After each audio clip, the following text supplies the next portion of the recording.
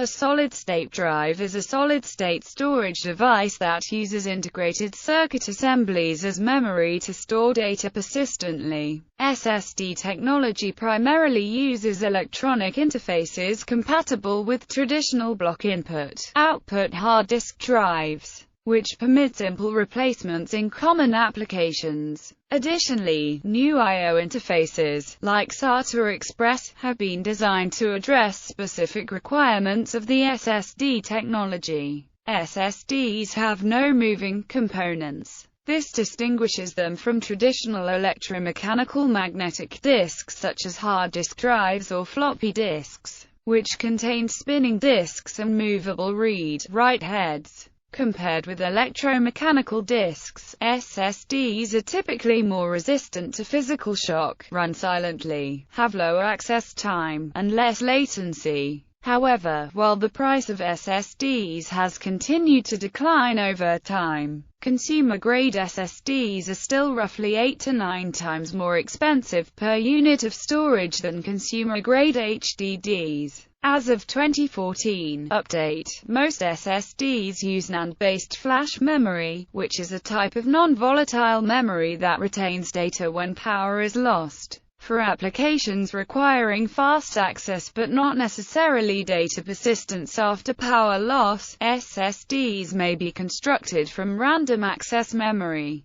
Such devices may employ batteries as integrated power sources to retain data for a certain amount of time after external power is lost. Hybrid drives or solid-state hybrid drives combine the features of SSDs and HDDs in the same unit, containing a large hard disk drive and an SSD cache to improve performance of frequently accessed data. Development and history. Early SSDs using RAM and similar technology. SSDs had origins in the 1950s with two similar technologies: magnetic core memory and charged capacitor read-only storage. These auxiliary memory units emerged during the era of vacuum tube computers, but with the introduction of cheaper drum storage units their use ceased. Later, in the 1970s and 1980s, SSDs were implemented in semiconductor memory for early supercomputers of IBM, Amdahl and Cray, but they were seldom used because of their prohibitively high price. In the late 1970s, General Instruments produced an electrically alterable ROM which operated somewhat like the later NAND flash memory. Unfortunately, a 10-year life was not achievable and many companies abandoned the technology. In 1976, DataRam started selling a product called Bulk Core, which provided up to 2 megabytes of solid-state storage compatible with Digital Equipment Corporation and Data General Computers. In 1978, Texas Memory Systems introduced a 16-kilobyte RAM solid-state drive to be used by oil companies for seismic data acquisition. The following year, Storage-Tech developed the first RAM solid-state drive. The Sharp PC5000, introduced in 1983, used 128 kilobyte solid-state storage cartridges containing bubble memory. In 1984, Tallgrass Technologies Corporation had a tape backup unit of 40 megabytes with a solid-state 20 megabytes unit built in. The 20 megabytes unit could be used instead of a hard drive. In September 1986, Santa Clara Systems introduced Batram, a 4 megabyte mass storage system expandable to 20 megabytes using 4 megabyte memory modules. The package included a rechargeable battery to preserve the memory chip contents when the array was not powered. 1987 saw the entry of EMC Corporation into the SSD market, with drives introduced for the mini-computer market. However, by 1993 EMC had exited the SSD market.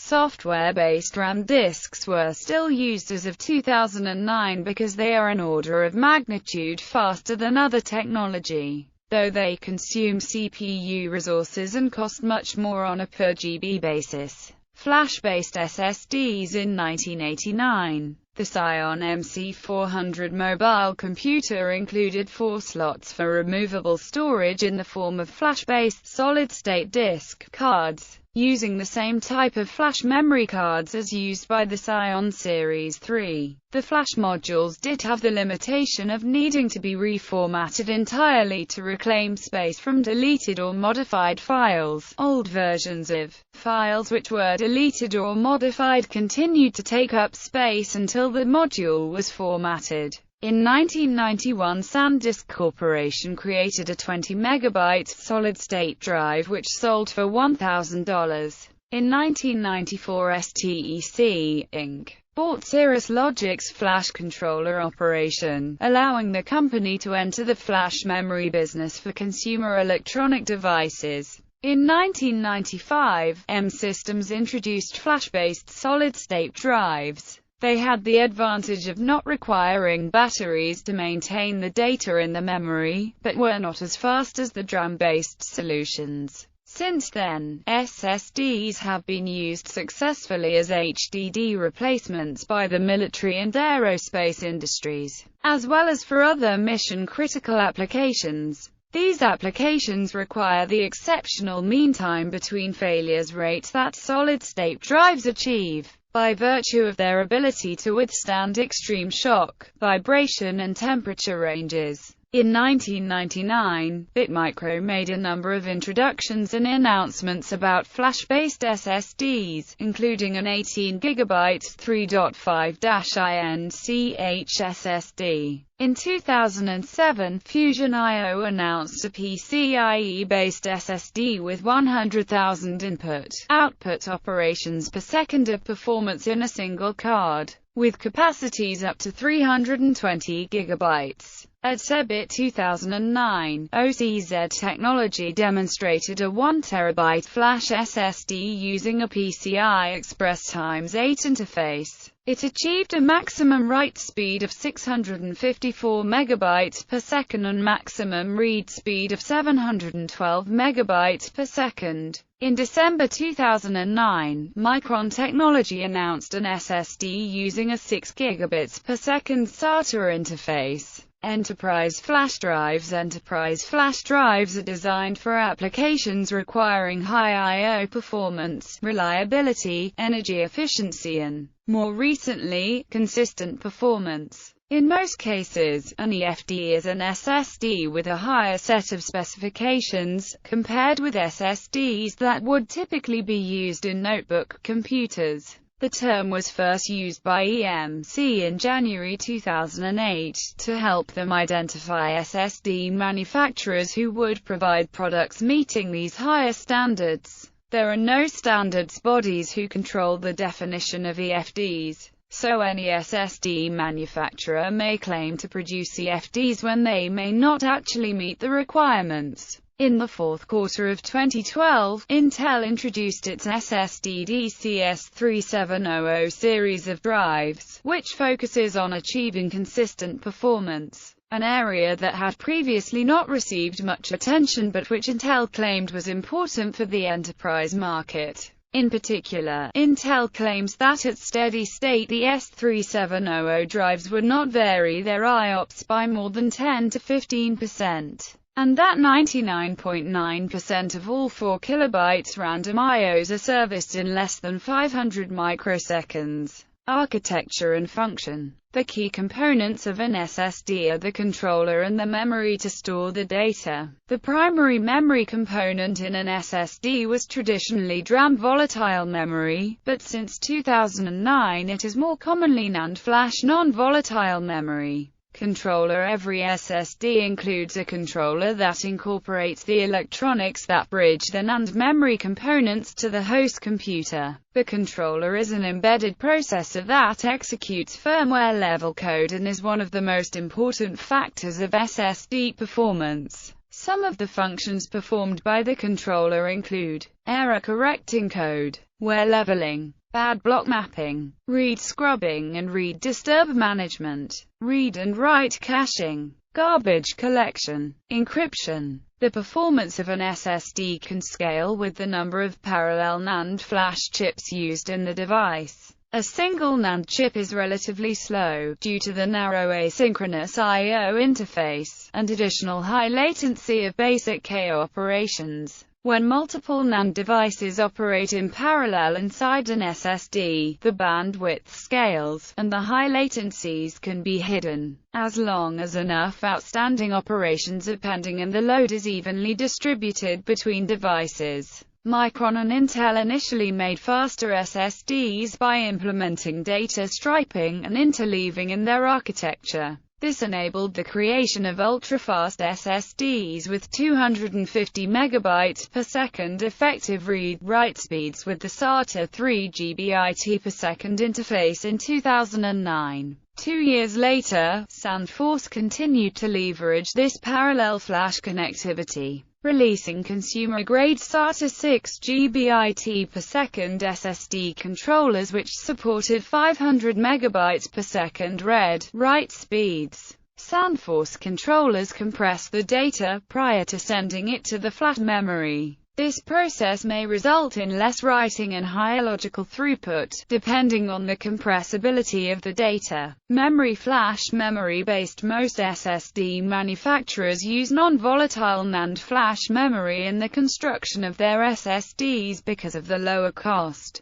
compared with DRAM, and the ability to retain the data without a constant power supply, ensuring data persistence through sudden power outages. Flash memory SSDs are slower than DRAM solutions, and some early designs were even slower than HDDs after continued use. This problem was resolved by controllers that came out in 2009 and later. Flash memory-based solutions are typically packaged in standard disk drive form factors, but also in smaller, unique and compact layouts made possible by the small size of flash memory. Lower-priced drives usually use multi-level cell flash memory, which is slower and less reliable than single-level cell flash memory. This can be mitigated or even reversed by the internal design structure of the SSD, such as interleaving, changes to writing algorithms, and higher over-provisioning with which the wear leveling algorithms can work. DRAM-based SSDs based on volatile memory such as DRAM are characterized by ultra-fast data access, generally less than 10 microseconds,